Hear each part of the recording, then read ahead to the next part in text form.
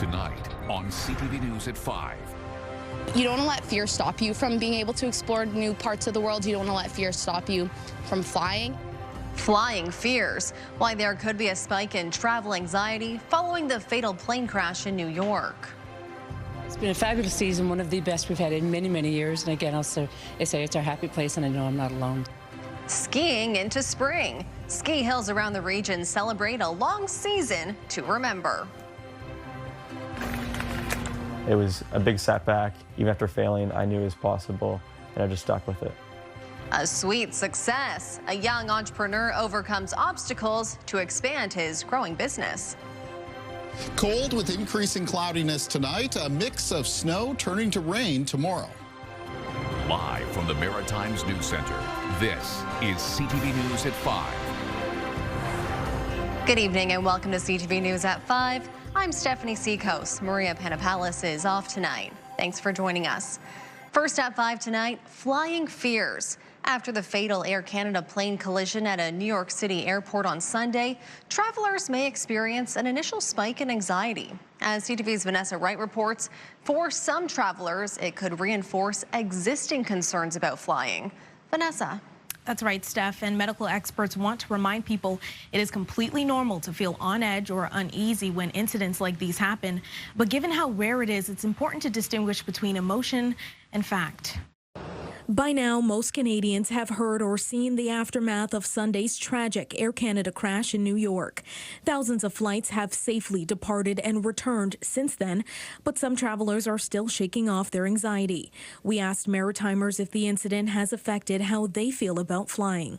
A little bit, because it's just unsure of what the communication is with the air traffic controllers and the pilots, and so yeah, it has a little bit. I've always been a little bit of a nervous flyer, but I don't think this impacted it overall in any way. It doesn't happen a lot, so I would say for me, it hasn't renewed a fear, but it obviously is devastating and was definitely made me very upset. My daughter's a pilot, and the fears that I would have nothing to do with the pilots and the training they have. That is amazing training that they do. My fear would be things of the nature of the airports and the control in the airports.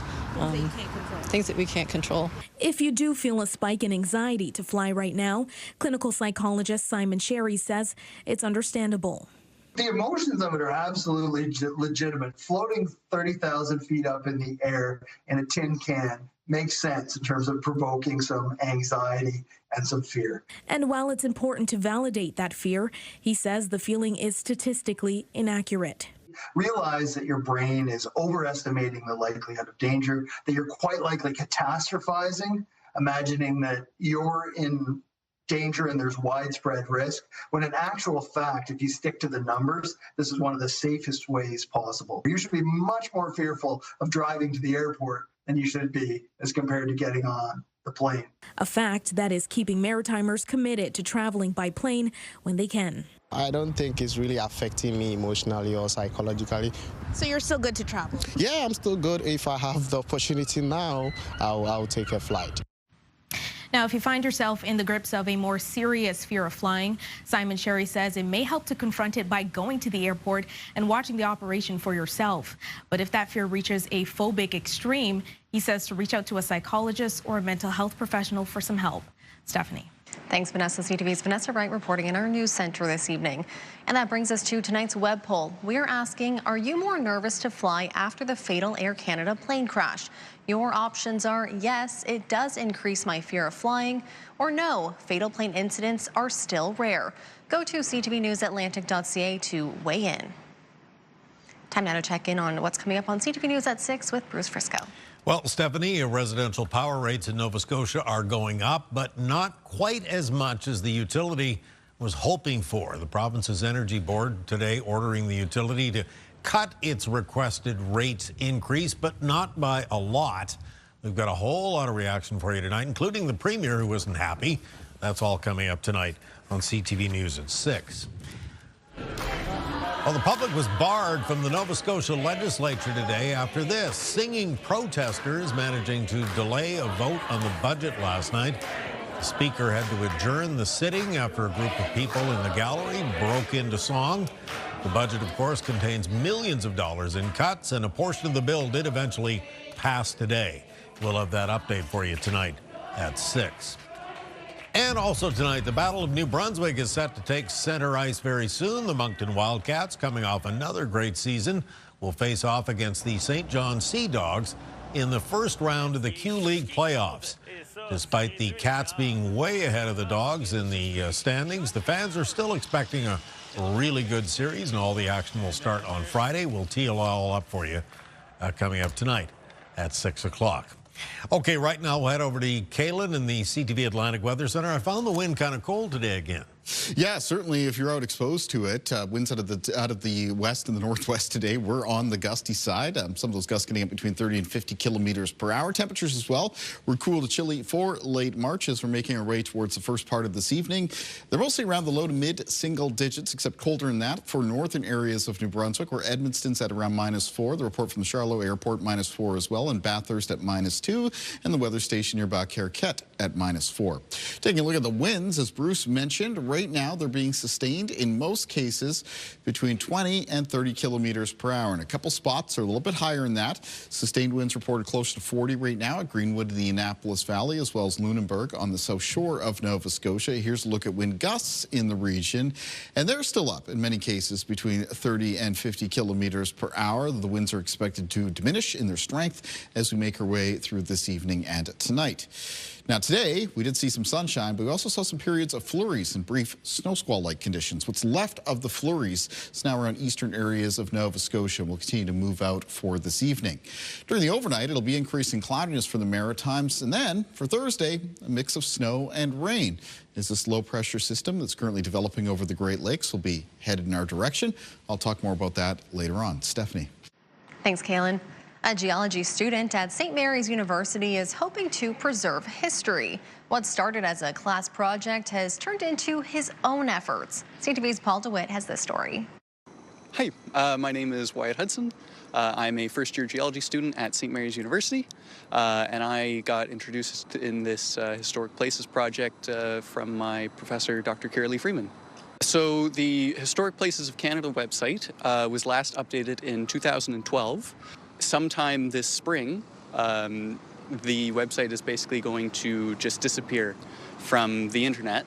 And so all of the, photos and documents and all of these things for these historic places will just disappear. So I've been saving historic sites across New Brunswick, mainly, but I got introduced by saving historic sites across Nova Scotia.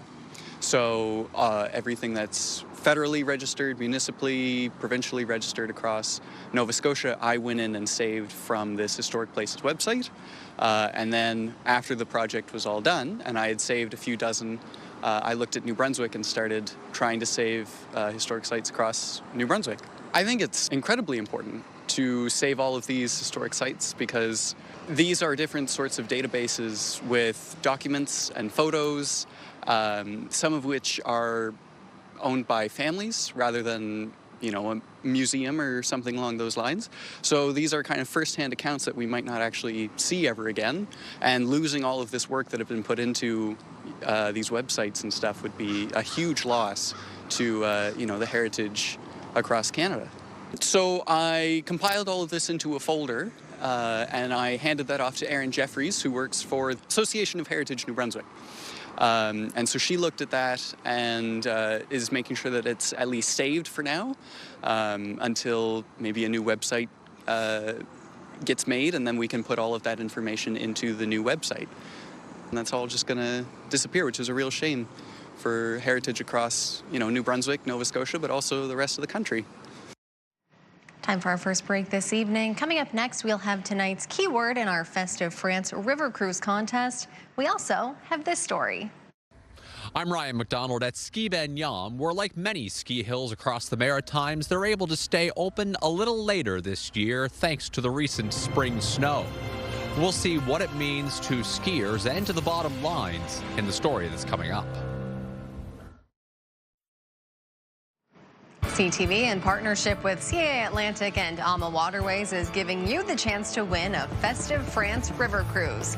One lucky viewer will win a 7-night Flavors of Burgundy cruise for two, where you'll explore iconic landmarks, medieval villages, storied vineyards, and France's culinary capital. Each weeknight from now until Friday, we'll give you a keyword.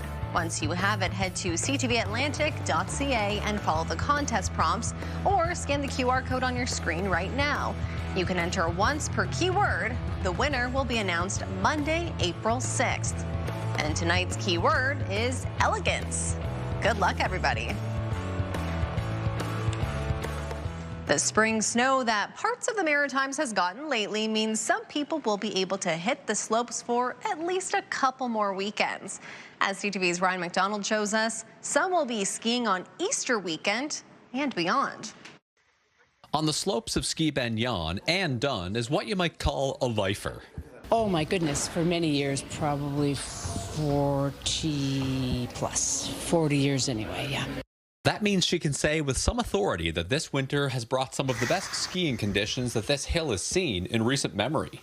It's been a fabulous season, one of the best we've had in many, many years. And again, also, I say it's our happy place, and I know I'm not alone. So this is the latest we've been open in the last probably 4 years. Last year, the mountain in Ben Yon closed in the middle of March after being open for 64 days. But for this winter season, today was day 75. And though the calendar says that it's spring, they still have a few days left to bring in some money this year and build momentum for the next one. We were up about 10% in our memberships, so we'll put a big push on for our April early bird sales, and you know, we're going to get things ready for next season. At Smoky, we have better conditions than at the beginning of the year. A couple of hours away at Ski Cape Smoky, they don't plan on putting the poles away until nearly a month from now, April 20th. And it seems always that we run out of people before we run out of snow, if you follow my drift. Powder-related puns aside, the general manager of Cape Smoky, who is also in charge of Ski Martok on the mainland, says Easter weekend will be a big one there, with the hill celebrating its 60th anniversary with some special events. DJs, rail jam, slush cup, and and fireworks. So that's gonna be something. Here at Ski Ben Yon, the final day for the 2026 winter season, along with their first slush bowl in years, will be this Sunday, March the 29th, which just happens to be my 44th birthday. Couldn't think of a better way to ring in another year. Ryan McDonald, CTV News, Ben Yon, Nova Scotia. Well, of course, happy early birthday to our Ryan McDonald. Hey, that's a great birthday plan. Go on to the slush bowl. And isn't it nice to see, you've been talking so much about all the snowstorms. There are people who are very happy with the snow out there. There are definitely benefits to a snowy winter in the Maritimes. Skiing, one of them, and there's other benefits as well. Today, we did see some snow in the region. It was in the form of some flurries and some brief snow squalls. Sun broke through, though, for many areas in the afternoon. We're looking out here at one of the nicer parts of the day. This was Purcell's Cove in Nova Scotia. I'm going to have more of the forecast after the break.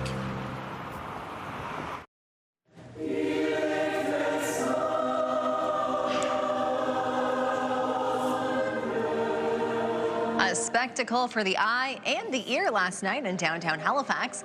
The Halifax Discovery Center came alive, hosting 2 award-winning choirs on 3 floors. More than 100 singers and instrumentalists transformed the space into an immersive building-wide experience, appropriately called Reverb. We're able to partner with the Discovery Center, and we have a strong mandate for education outreach. We want to bridge sort of the gap that sometimes exists between different community spaces, and this is an opportunity for this space to be filled with the sound of 110 really incredible artists. The event seemed to be close to a sellout, a nice way to kick off the new season. And not such a nice way to kick off the new spring season was the snow we saw this morning, but it ended up being kind of a nice day. Yeah, I guess it depended on what time you stepped outside your door, because depending on what time that was, you could have been seeing a snow squall, or you might have been seeing some sunshine. Nice to see the choir there at the choirs at the Discovery Center. I knew I recognized those steps. I've been up and down them quite a few times. Looking out here at Devil's Island, the Eastern Passage in Nova Scotia, as we take a look at our sunrise present sunset times for the provincial capitals. As we take a look at our weather systems map, in behind the rounds of flurries and snow squalls that passed across the Maritimes for today. The first part of this evening, once the few remaining flurries in eastern Nova Scotia come to an end, is going to be fairly clear. However, during the overnight, we'll start to see increasing cloudiness, and that is going to be ahead of a low-pressure system arriving with a mixture of snow and rain for the Maritimes tomorrow. It'll be moving through New Brunswick and then into the Gulf of St. Lawrence. Taking a look then at things on radar, there's what's left of the flurries around northern eastern areas of mainland Nova Scotia, as well as locations in Cape Breton. So they'll be around over the next couple of hours before they finish up. Taking a look at our timeline then, those flurries will be exiting off towards the east, and in behind it, as we move towards and after midnight, there's the cloud cover increasing from the west. Now, the first of the next weather system actually arrives fairly early Thursday morning for western areas of New Brunswick and the southwest of Nova Scotia. Because it's colder tonight, for many communities, this will actually start as some snow. But the transition from snow to rain is expected to take place fairly quickly in southwestern areas of Nova Scotia and southern areas of New Brunswick, so that will really limit the potential for any snow accumulation for that part of the Maritimes. Other areas could see maybe up to around a few centimeters of snow before a turn over to some rain, drizzle, and fog, and potentially a little bit more expected in northern areas of New Brunswick as well as the Cape Breton Highlands. As we take a look at a snowfall outlook around the region, you can see the blue shade in a little bit darker through those regions.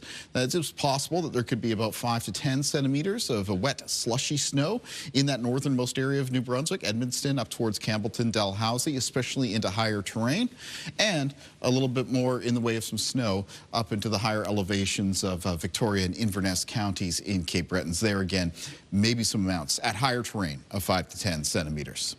As far as the winds go, for tonight, the wind gusts are going to be coming down as we move towards and after midnight, so the winds will be easing up. And then tomorrow's winds will be out of the south and southwest, and they'll increase into the afternoon to become gusty again for parts of the Maritimes. Where is it going to be sort of gustiest for tomorrow? It's going to be around the Atlantic coastline of Nova Scotia. Exposed areas of the coast could get into some peak gusts between 50 and 70 kilometers per hour. The inland gusts should mostly be around 40 or 50. Around the Bay of Fundy coastline in New Brunswick, there could be some peak gusts between 30 and 50 kilometers per hour, and same thing goes for Prince Edward Island. Now, low temperatures in the forecast for tonight around the Maritimes will be mostly falling a few to several degrees below zero. Even colder than that for some communities in the north of New Brunswick, between -10 and -12. And in the forecast for tomorrow, with that snow mixing with or turning over to rain, a lot of high temperatures in the Maritimes coming up towards the mid to high single digits, except remaining a little bit chillier than that in the north of New Brunswick, with high temperatures between 0 and 4 degrees. And that's one of the reasons why the wet snow might add up a little bit more, especially again at elevation. Let's take a look at our Weather Watcher for tonight.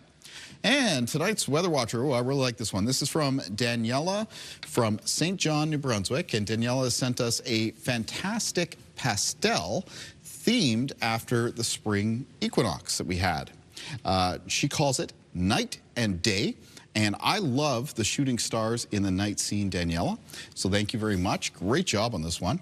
Weather Watchers can come in anytime to CTV Weather Watchers, P.O. Box 1653, Halifax, Nova Scotia, B3J2Z4, or email kaylin.mitchell@bellmedia.ca. Stephanie. Thanks, Kaylin. Time for one final break this evening. Coming up next, a sweet success. Hey, my name is Rory Fox. I'm a 17-year-old entrepreneur from Nova Scotia. And coming up, I'm going to tell you about my business, Swole Bears Protein Gummies.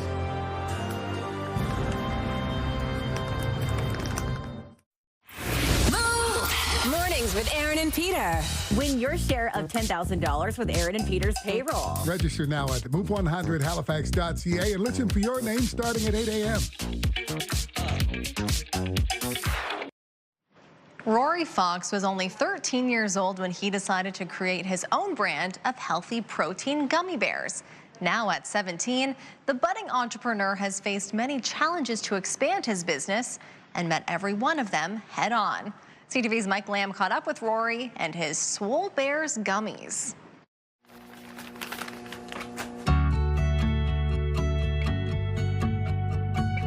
My name is Rory Fox. I am 17 years old. I founded Swole Bears 3 years ago. I was always really big into the gym and I played competitive baseball, so I knew eating healthy would be important. So I thought to myself, what can I create that people in the gym would love that I can stand behind? So I had the idea to create something that everyone loves, candy, but with what we need, protein. That's where Swole Bears came to life. I found out what you need to make gummy bears, and I made all sorts of substitutions. I got rid of the glucose and used honey. I started doing small batches in my house, just 4-bag batches, and then send to my friends at school and at the gym. I used to buy a flavored protein powder online, and then when I started to scale up, they just weren't really open to selling me in bulk, so I had to shut down production last February and fully reformulate. After 11 months, I finally figured out my recipe. I did over 800 test batches, trying to nail the flavor, texture, and sweeteners. I got on Instagram and started making content every single day leading up to the launch. I got my new packaging in, I got all the certifications back that I needed. I launched into 30 retail stores, and now I'm looking at launching into Popeyes and Sobeys. Yeah, it was really difficult because business was everything to me. I was working super hard on it, and it started to finally grow when I launched my online store and the retail was going well. And for it to all shut down, it was really difficult. It was a big setback, and I got discouraged, and I didn't really know if it was possible. I had some people that were really encouraging me and supported me to keep going. Even after failing, I knew it was possible, and I just stuck with it. I got accepted to Entrepreneur of Impact, which is an event hosted by Damon John, one of the guys from Shark Tank. It's basically a bunch of entrepreneurs around Canada and the United States that compete for $25,000. Winning this challenge would be super big for me. Having an extra $25,000 to help me be able to hire more people can really scale this business. I'm working 20 hours a day right now, and I'm maxed at what I can do, so having a few extra hands would be a big help. I'm hoping to grow this company to something big one day. I want to be in multiple countries and be in all the big box retailers and be the face of protein gummies. So Rory says he gets up at 4 every morning to work on his business, and that is in addition to completing high school from home. Yep. And now the term swole is slang for someone who's highly muscular, and if you noticed, the little bear gummies have 6-pack abs and they're very buff. He thought of all the details. Yes. I remember when we talked about this, I can't remember when it was, but it was earlier. Yes. It was earlier on when Rory was just getting started. I thought it was a great idea. And of course, he's been ahead of the trend because now it's high protein everything out there now. Yes, so great to see how far he's come to in such a short amount of time. Yeah. Amazing. Well, speaking of trying to get ahead of things, I'll help you get ahead of the weather coming up for tomorrow. We'll recap the snow and rain on CTV News at 6. All right, we'll see you then. Thanks for watching CTV News at 5, your national news.